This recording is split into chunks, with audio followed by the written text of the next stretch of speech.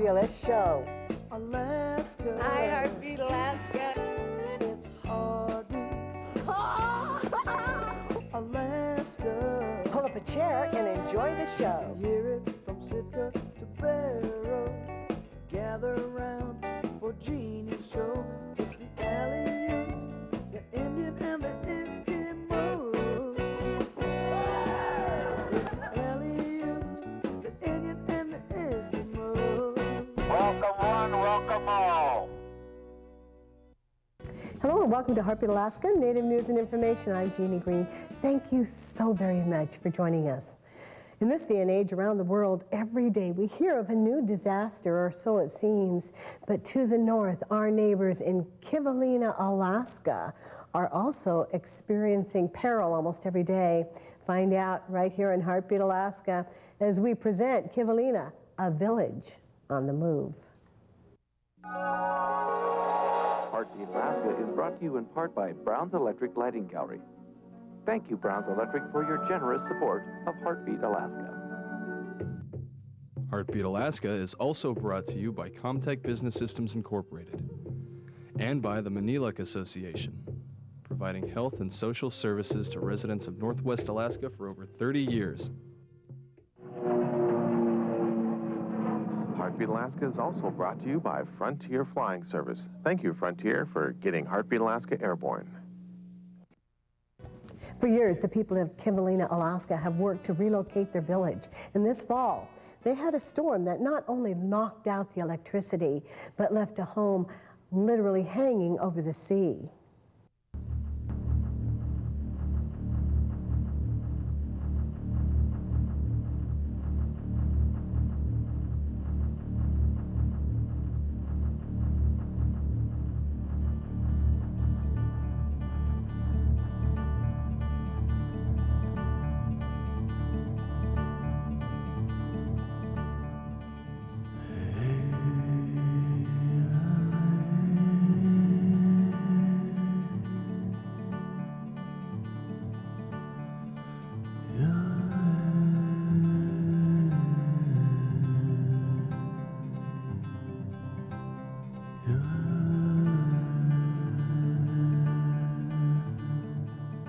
The winter fog hangs over Kivalina like it has for centuries.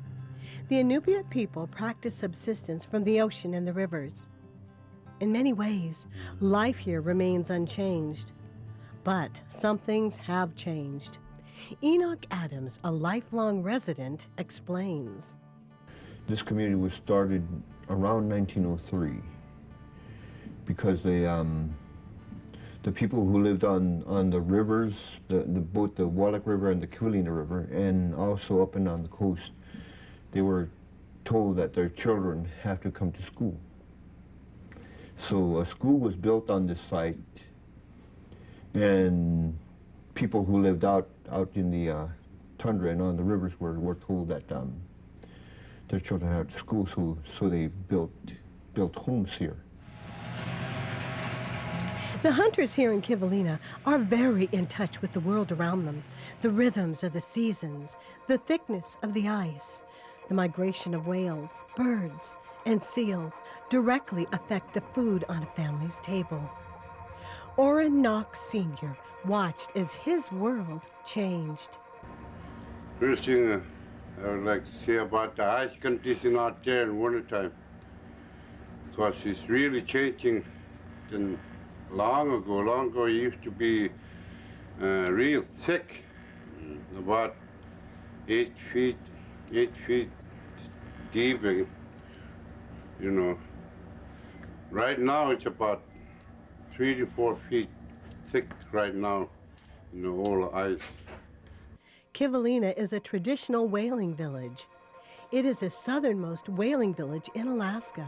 Yet, despite the yearly whale hunts, the last time a bowhead whale gave itself to the hunters here was over 20 years ago. Oran blames the thinning ice. Usually one crack long ago, one open lead long ago right here, right in front of Kivalina, all the way down Point Hope. Right now it's lots of cracks all over. That means thin ice is out there. That's how come we hardly see some big games around here. It's like Wet and Belugas, and we got to go toward the Point Hope to see some animals. Other problems have crept into the village over the past few decades. The village still does not have water and sewer. The reason? Agencies aren't willing to fund such a big project in a village that is on a small and shrinking island. Well, actually, this is probably the widest part. This is probably about 180 yards. This probably is about 120 here. Right here, about 120 yards.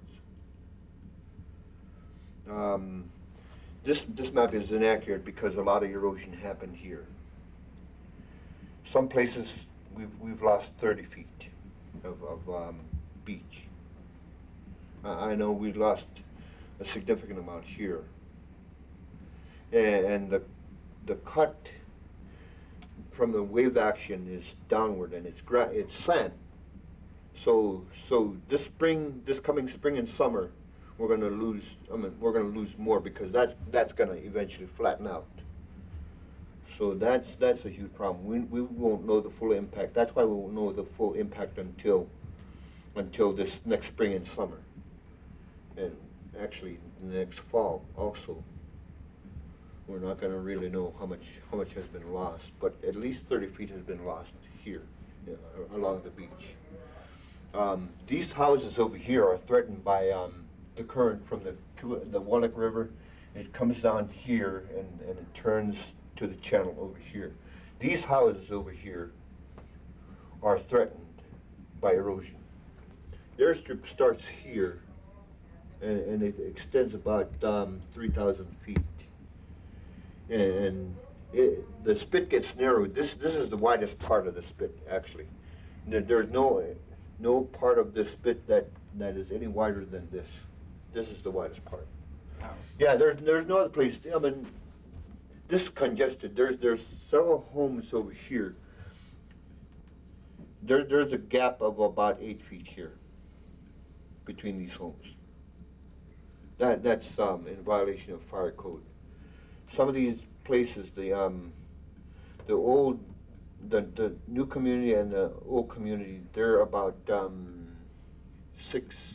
anywhere between 6 and 8 feet apart. That's a violation. That's a fire code violation. It proposed that we're supposed to be getting a new water tank, and right now we don't know where to put it. We're supposed to be getting this water tank, but I don't know where we're going to put it. A lot of this area in here is owned by some of these families. They've got lots over here, and I don't know how that's going to be resolved. We have a community here that's growing that has no more room to build, and THC won't put a water sewer system unless we move, basically, because it's too expensive to put in such a small area, and that's actually being threatened by erosion. Due to lack of real estate, nowhere to build more housing in Kivalina, many of the homes have 3 generations of families squeezed under one roof. That's about 18 people in a 2-3 bedroom home. And it is a huge problem right now with some of the families. The families are experiencing pressures that they should not be experiencing in a normal setting. Over at Oran's house, they are working on some seal meat. Yeah, it's seal meat, and it's a small seal about that big. It's just there's intestine right there, stomach, liver. The house is warm and comfortable, and though most of the family is out at the moment, we asked Oran if it ever feels crowded. Yeah, sometime 11 of us all asleep right here. And when my daughter's away, we take care of the 4 grandkids around here. A lot of kids and no place to build a house. So everything, you know, getting tighter and tighter, seems like not much room. So over a decade ago, the leaders of Kivalina decided to do the only thing that makes sense, move the village. The first thing they did was form a relocation committee. They made sure to form a fair and balanced group for this important task. 2 from the city council, 2 from the IRA council, and 2 from the community and 1 elder. Is there any documentation that the new site was above the storm surge in the storm? Was it dry? After meeting with every government agency you can think of, wading through reams of paperwork, and learning enough new acronyms to make your head spin, one thing became clear. Moving off this island is going to be a lot harder than it was to move onto this island 100 years ago.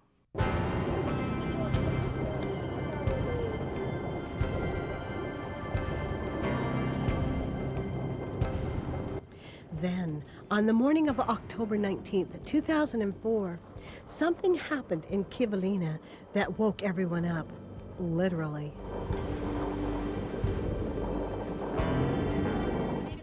When we return, we'll learn how this storm gave Kivalina's relocation efforts a surge.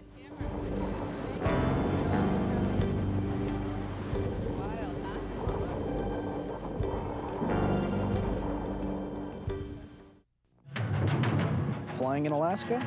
Fly Frontier, the official airline of Heartbeat Alaska. Frontier is expanding again. They've added new routes to Nome, Kotzebue, and the surrounding villages. As you can see, Frontier is now really covering Alaska. So the next time you fly, try Frontier. Frontier offers quick, convenient check-in, low fares, and service direct to many of the villages. Frontier Flying Service is the official airline of Heartbeat Alaska. Make it your official airline too.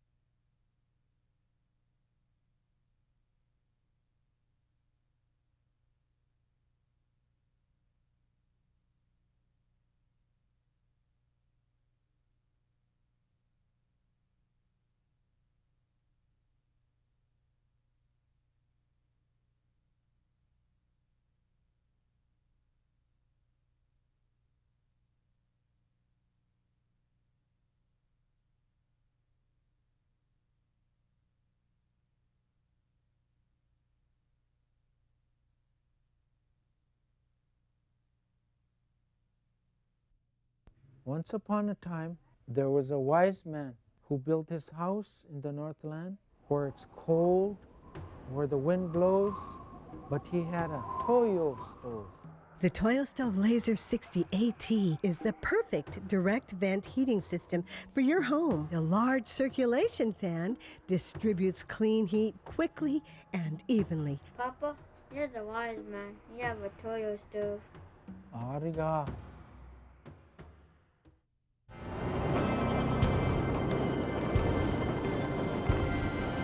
October 19th, 2004.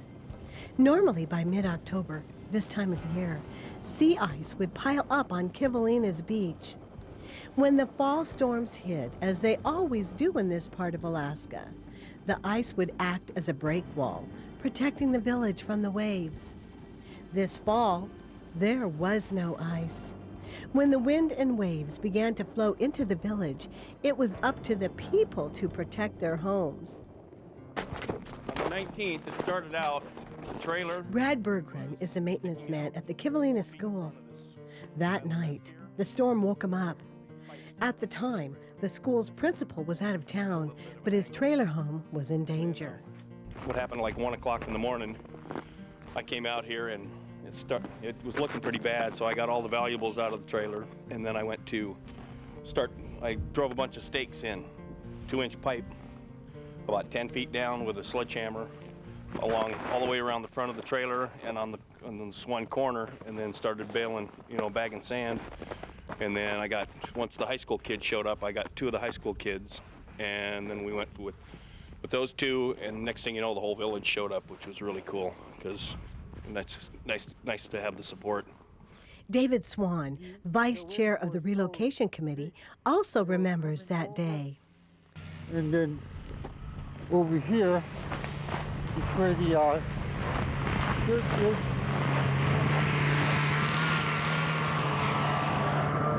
And the waves were coming over and created like a creek where it was going into the main road over here, and another site further down to the point where we had to set up three pumps. As waves crested the beach, the middle of the village began to flood. Soon the principal's trailer home was hanging over the sea.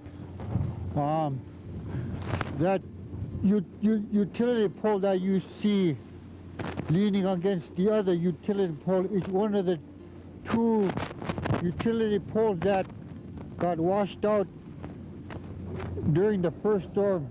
It was like, when I looked at my watch, it was like 2:30 in the morning, and we were temporarily out of power, the whole community, until they were able to come back and put the power back on for the community. But the impact of the storm, when it caused these utility poles to come down, it caused the community to have a blackout temporarily. But they were able to put power back on despite the weather, the wind, the conditions. By 4 o'clock in the morning, they had power back up to all but 4 houses, and the school. And then we ran the generator here for about a month until they could get everything back up and running. It was pretty much of a community effort to see what they could do to try to prevent some of the structures. The one structure I'm referring to is the teachers' quarters. We had plenty of volunteers trying to save that trailer. And it was good to see the community pull together to save a structure. If there were other structures, I'm sure that we could have been working on those too. But it's very evident now after the first and second storm that this community is in imminent danger. I think we're a storm or 2 away from losing more structures. What I fear for now is the school gym. Down here is the native stores tank farm. They're just a few feet away from the beach line. So any one of these structures, tank farms, anything close to the beach, I believe we're a storm or 2 away from losing those structures. These photos taken from inside the trailer during the storm show what it's like to watch the ground literally disappear out from under you.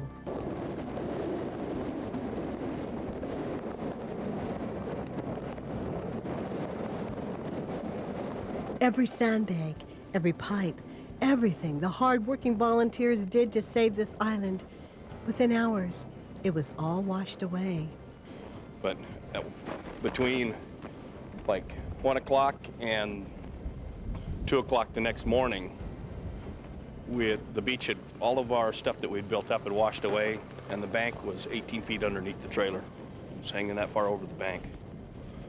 Today, the calm, rose-colored sea gives little hint of the destruction, but David remembers where things used to be. Prior to the first and second storm in October and November, we used to be able to stand about over here, parallel with that bank up there. That bank was parallel to about this high. in parallel to those pieces of ground that eroded. Prior to October, we were able to drive our snow four-wheelers, but after the first and second storm, this is virtually how much ground we have lost from the first and second storm. Okay, what we have here is the Alaska Village Electric Cooperative tank farm. I think what we're beginning to fear now, these tank farms are probably a storm or two away from being washed away if we have another storm like we did in October 2004.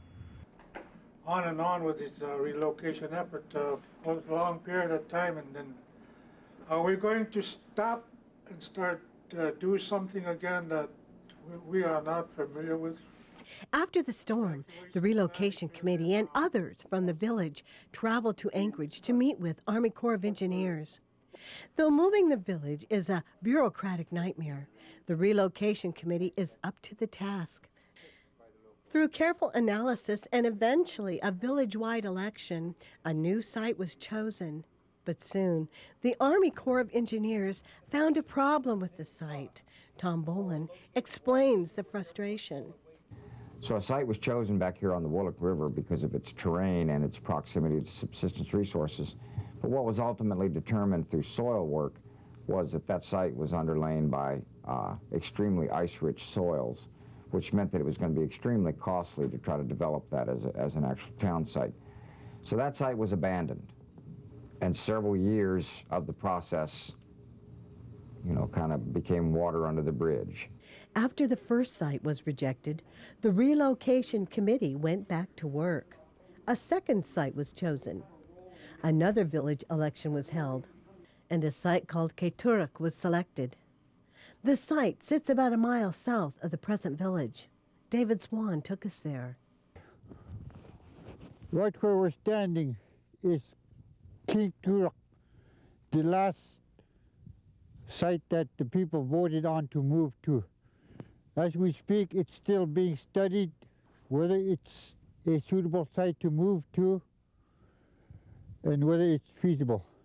So as far back as you can see, up to about a mile or two is Keturuk. Over here are the ice cellars where we store our meat for the winter. Just down the ways is the beach where the site for barge landing is probably going to be down here, and somewhere over here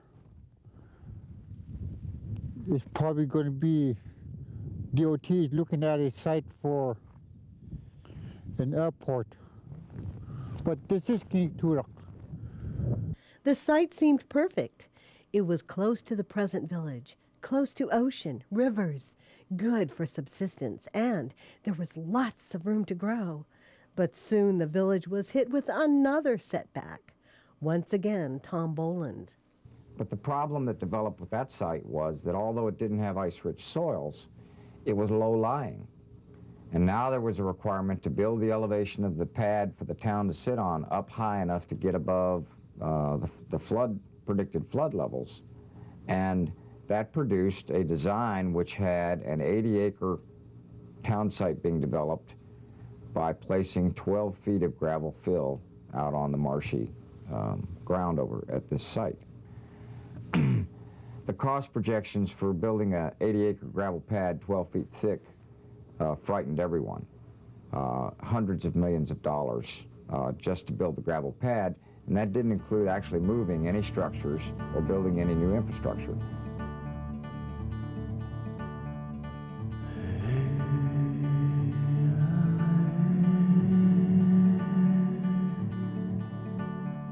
Despite the setbacks, in the face of frustration, Kivalina is marching on.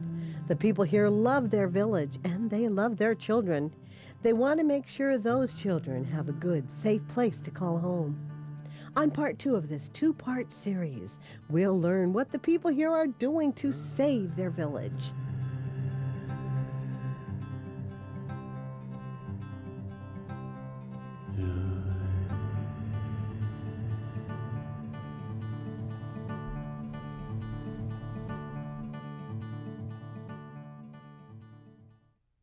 Hi, Quiana for flying Bering Air. Bering Air flies throughout Northwest Alaska and has hubs in Nome and Kotzebue. Bering Air flies both helicopters and fixed-wing aircraft, such as our Cessna Caravans, Piper Navajos, Beach King Airs, and our large cargo aircraft, the Casa. Bering Air offers daily scheduled flights and charters throughout Alaska and the Soviet Far East. Bering Air also provides emergency medical flights for Northwest Alaska. For safe and reliable service, fly with Bering Air. In rural Alaska, we depend upon the rivers and the land for our subsistence. We depend upon our past to guide us into the future. We depend on toyo stove to keep our families warm.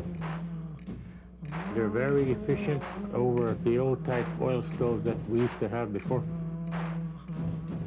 Rural Energy Enterprises offers a wide variety of heating solutions for your home, like the Toyo Stove Laser 73 and Godan Boreal. It's so efficient and it keeps our house, nice and cozy. You don't need no electricity, and you can also cook on it. You can pull the top up and then you can cook on it. And the burner is designed so that it's more efficient than the old type oil burners. They're priced well. You save money on heating fuel. It's a big plus in our village. Rural Energy Enterprises, helping Alaskans save energy since 1987. Heartbeat wishes to thank Hagelin Aviation Services Incorporated for making our stories possible. We travel on Hagelin Aviation and we thank you for choosing them too. Hagelin Aviation has been serving Alaskans in the bush for over 20 years. We fly Hagelins all the time. Operating with 29 aircraft at 8 stations across Alaska and servicing over 100 destinations daily. Hagelin Aviation, your ticket to ride in rural Alaska. Thank you, everyone, for joining us for Heartbeat Alaska Native News and Information. Thank you to our viewers from across America and across Canada. So nice to be back on Aboriginal Peoples Television Network once again. Join me for part 2, Kivalina, A Village on the Move, next week. God bless you. We'll see you then. Hear it from Hooslia to Pluto. Gather around for Jeannie's show. It's the Aleut, the Indian and the Eskimo. It's the Aleut, the Indian and the Eskimo. It's the Aleut, the Indian and the Eskimo. See ya.